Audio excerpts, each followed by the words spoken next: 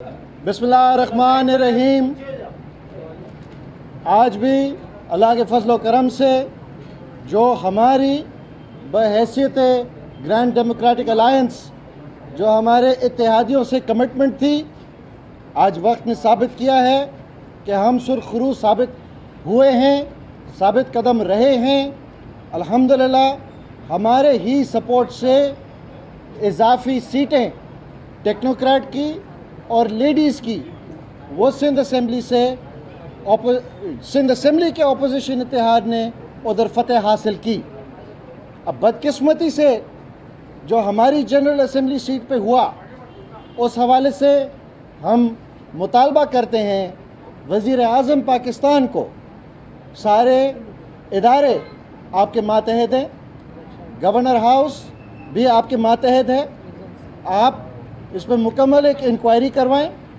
और हम चाहेंगे कि सारी इत्तेहादी जमायतें, जैसे बैठक इस्लामाबाद में भी हो रही है, वैसी इधर भी की जाए सिंध में, और ये मालूम किया जाए कि ये कौन से ज़मीर फरोश थे 6 मेंबरान जिन्होंने अपने वोटों का रेल फेल किया। आपने देखा कि जहाँ 63 वोट निकलने चाहिए थे लेडीज़ कैंडिडेट के, उधर भी 57 निकले। जहाँ 63 निकलने चाहिए थे टेक्नोक्रेट के, उधर भी 57 निकले। और जनरल सीटों पे जहाँ एक मुकम्मल एक इंक्वायरी की जाए और ये मालूम किया जाए कि ये कौन थे ये ज़मीर फरोश। उसके साथ साथ हम इलेक्शन कमीशन ऑफ पाकिस्तान को भी उनकी आइनी ड्यूटी याद दिलाना चाहेंगे। आर्टिकल 218 सब क्लॉज 3 आइन पाकिस्तान का, और ये हाल में आया हुआ सुप्रीम कोर्ट का फैसला ये लागू करता है इलेक्शन कमीशन पे कि वो फेयर, फ्री और जस्ट इलेक्शन करवाएं और करप्ट प्रैक्टिसेस से खिलाफ गार्ड करें। अब ये कौन सा अलमिया है जो रातों रात हुकूमती को तकरीबन 6 से 7 मेंबरान माजूर हो जाते हैं। हम उनकी सेहतमंदगी के लिए हम दुआ गो हैं, और हमारी दुआ से आज आपने देखा होगा कि एक मेंबर साहिबा ने अपनी टांगों पे खड़े होकर इस ऐवान से खुद खिताब भी किया। हालांकि 3 तारीख पे वो मेंबर साहिबा वो व्हीलचेयर पे थी, वो इतना काबिल नहीं थी कि अपना बैलेट अपने हाथ से खुद वो मार्क कर सके। हमारे पोलिंग एजेंट ने उधर रिटर्निंग ऑफिसर के सामने एहतजाज किया, कानूनी शिकें उनके सामने रखी। आर्टिकल 226 कहता है कि सीक्रेट सिंध असेंबली में सुप्रीम कोर्ट ऑफ पाकिस्तान के सामने बहस करते रहे, बहस कर करके थके नहीं। तो यहाँ क्यों था कि उनके एक एमपीए का वोट कास्ट एक दूसरे एमपीए ने आकर किया। कहाँ गई आपकी सीक्रेसी ऑफ बैलेट? कहाँ गया आपका आर्टिकल 226?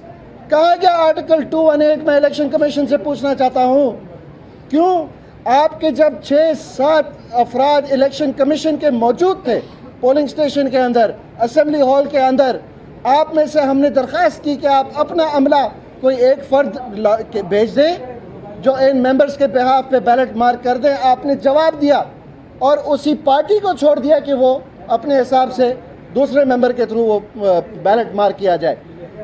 एक और हैफनाक बात, परसों तक एक वज़ीर मौसूफ इंतहाई ताकतवर और प्रोमिनेंट वज़ीर, वो अपनी मिनिस्ट्री तो अच्छे भले देखकर अपनी आंखों से वो चला सकते हैं, जब बैलेट कास्ट करने का टाइम आता है तो उनकी आंखों के नूर गायब हो जाते हैं। उनको भी किसी और की बैसाखी की ज़रूरत होती है कि आओ भाई तुम मेरे बिहाफ पे बैलेट को मार्क करो।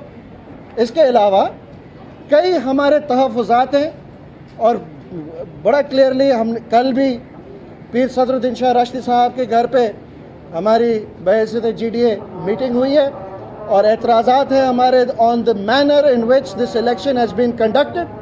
और हम चाहेंगे हमारी पिटिशन इंशाल्लाह जल्दी फाइल होगी इलेक्शन कमीशन के सामने भी, और अगर ज़रूरत पड़ी तो सुप्रीम कोर्ट के सामने भी कंटेम्प्ट ऑफ कोर्ट की प्रोसीडिंग्स के पे भी हम गौर कर रहे हैं। मैं चाहूँगा कि मेरे साथ और जो मेंबर्स हैं वो भी अपना इज़हार ख्याल कर लें। Thank you. उसके बाद फिर आपके सवाल ले लेते हैं।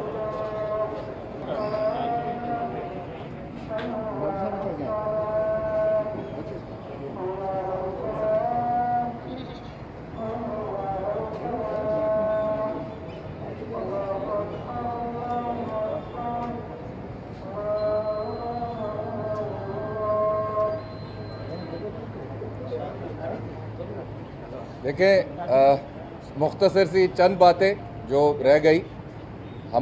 एक तो हमें खुशी इस बात की है कि हम GDA के 14 मेंबर एक साथ रहे और मुत्तहद रहे। हमारे इन 14 वोटों से MQM की रिज़र्व सीट लेडीज़ की निकली। हमारे इन 14 वोटों की वजह से PTI की टेक्नोक्रेट सीट निकली। लेकिन हम इतने बेवकूफ़ थे कि हमने अपनी सीट हरा दी। तो ये हमने प्राइम मिनिस्टर साहब को रिक्वेस्ट की है, उनको सारे प्रूफ्स भी भेजे हैं कि इसकी इंक्वायरी की जाए।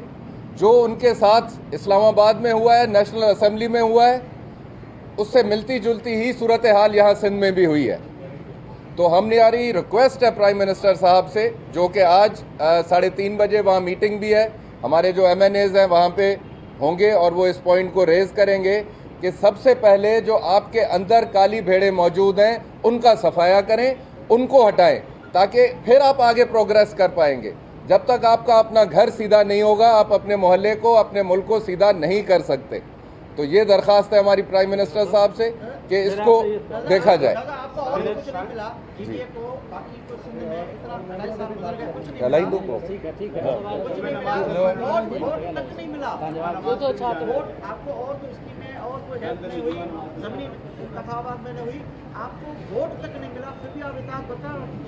देखें, हम इमरान खान के साथ हैं और उनका साथ हम बरकरार बिल्कुल रखेंगे। उनके लिए ये चैलेंज है कि वो अपने लोग, जैसे उन्होंने KP में पकड़े थे, उनका एक बहुत उन्होंने अच्छा रिएक्शन किया था। यही रिएक्शन अब नेशनल असेंबली में और सिंध में भी होना चाहिए कि उन भेड़ों को आइडेंटिफाई करें और निकालें। काली भेड़ों को तलाश करना पड़ेगा, क्या इसके लिए डस्का जाना पड़ेगा? पीर सदुद्दीन शाह राजदी के पूल में जो 7 अरकान थे, क्या वो काली भेड़े नहीं है? देखिए, हमने बड़े क्लियर प्रूफ्स के साथ चीजें प्राइम मिनिस्टर तक भेज दी हैं। अब एक्शन लेना उनके हाथ में। आप बार-बार वज़ीर-ए-आज़म से दरख्वास्त कर रहे हैं, तो क्या आपका शक जो है वो PTI के अराकीन? देखिए, हमारा शक जो है वो हम यहाँ पे नहीं बताना चाह रहे। हमारे पास प्रूफ्स है, हमारे साथ जिन्होंने किया है वो हमने प्राइम मिनिस्टर को प्रेजेंट कर दिए हैं। वो 3 बजे तक उनको पहुँचेंगे। एक्शन लेना उनका काम है।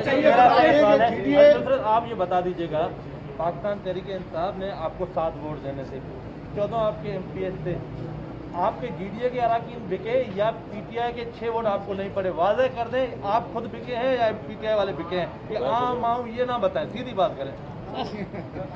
देखिए ना, हम आऊ बाऊ कर रहे हैं ना, कुछ हम ऐसी बात कर रहे हैं जिससे आप लोगों को ये फील हो रहा है कि हम लोग खुद ही अश्योर नहीं है। हर चीज़ आपके सामने है। आप मीडिया वाले, एक मिनट, आप मीडिया वाले भी इतने बेवकूफ़ नहीं है। हमसे ज़्यादा आप लोगों को पता है, ये मैं आपको बता दूं, हमसे ज़्यादा आप लोगों को पता है कि कौन से बेज़मीर थे, और उन बेज़मीरों को सामने लाने के लिए ही हमने ये, और हम नहीं चाहते कि वक्त से पहले हम ये चीज़ करें। उन बेज़मीरों के नाम सामने आएंगे और यकीन माने हम यहाँ आकर आपके सामने उन सबको डिस्क्लोज करेंगे। इसलिए